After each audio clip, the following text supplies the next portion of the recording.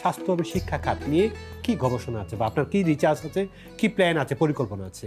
হ্যাঁ, আমাদের যেমন পটিয়াতে আমার প্ল্যানটা তো আছে, যেহেতু আমাদের এখানে কলেজও আছে, সরকারি কলেজ আছে এবং বালক বিদ্যালয় অনেক ১৫০ বছর আগে পর্যন্ত বিদ্যালয় আছে।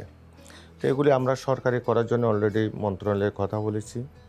অর্থাৎ শিক্ষা খাতকে আপনারা একটু যদি চিন্তা করেন দেখতে পাবেন, আমরা যদি শুধু শিক্ষা মানের দিকে না গিয়ে আমরা তো আরেকটা শিক্ষার ব্যবস্থার আমাদের মাননীয় প্রধানমন্ত্রী করতে চাচ্ছে, যেটা কারিগরি শিক্ষা। কারিগরি শিক্ষা।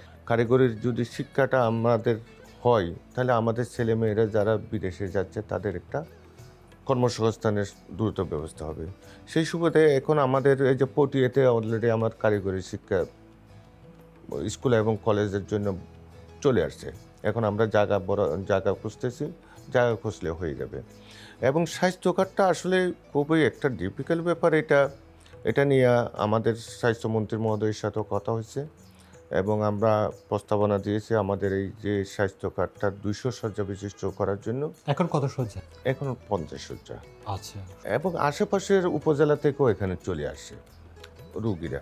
কিন্তু যদি এখানে যে অবস্থা আমরা দেখেছি, এখানে মানে ফ্লোরে রোগীরা অবস্থান করছে, যার কারণে এই স্বাস্থ্য অর্থাৎ এগুলি যদি আমরা বৃদ্ধি করতে পারি, তাহলে মানুষের সেবাটা একটু বৃদ্ধি